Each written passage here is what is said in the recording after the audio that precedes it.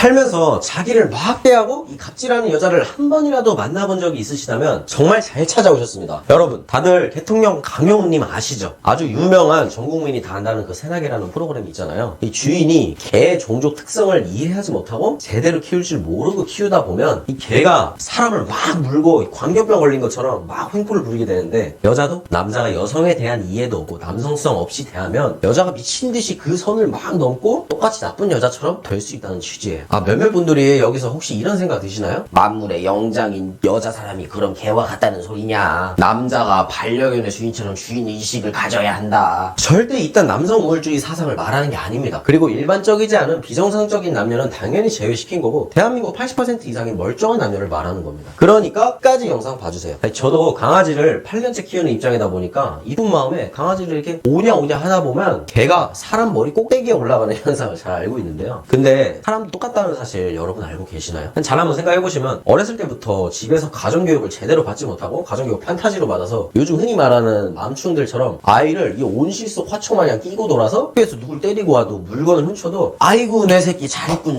잘했어 이지랄 하고 있으면 그 애가 커서 정상적인 사람 역할 제대로 못하는 개차반이 되는 것처럼 강아지와 인간도 이렇게 본질은 비슷해요. 그럼 이제 세상에 나쁜 여자는 없다를 줄여서 새나여의 이 영상 본론을 말씀드릴게요. 남성이 자신만의 가치관과 영역을 가지고 이 선을 정해서 그 선을 여성이 넘었을 때 할 말을 제대로 못한다면 그게 누적이 되어서 이런 현상이 발생하게 되는 거예요. 아니, 일 끝나고 누구보다 빠르게 차 타고 데리러 갔더니 진짜 왜 이렇게 늦었어?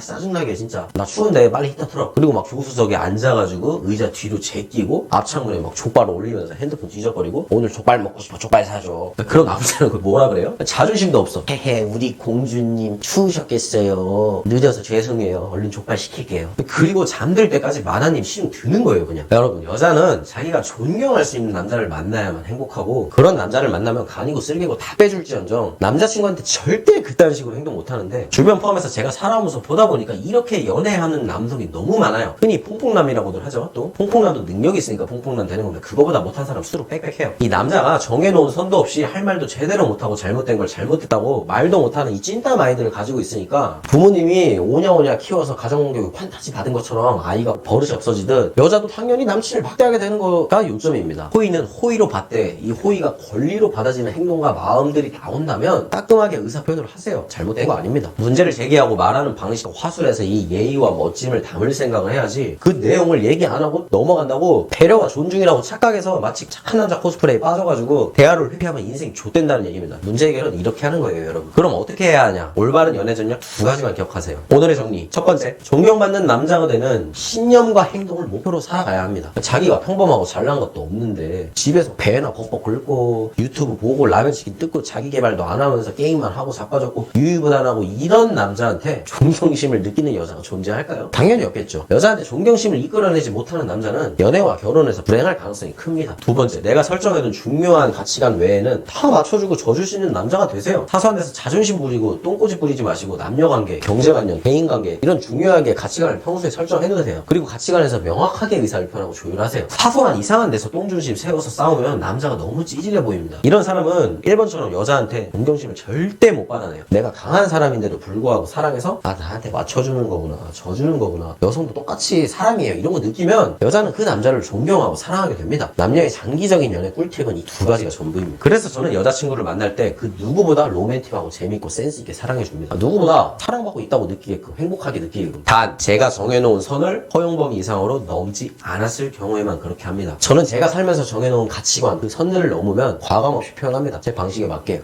상황에 따른 예외는 융통성 있게 생각해서 행동합니다. 사랑하는 여자친구가 나에게 만나자마자 갑자기 짜증을 내는데 그 이유나 상황을 짐작해보고 좀 물어봐요. 그러면은 뭐 직장에서 아니면 친구, 가족관계에서 갑자기 몸 컨디션이 너무 안 좋아서 그럴 때 짜증을 낼 수 있어요. 그럼 그때는 화를 내는 게 아니고 제가 갑자기 호의를 권리로 받지 마라, 일단 사회성 떨어진 소리는 안 하겠죠. 아이고 우리 여보 많이 힘들었어? 가자, 내가 어깨 주물러줄게, 맛있는 거 사줄까? 뭐 먹고 싶어? 빨리 가자.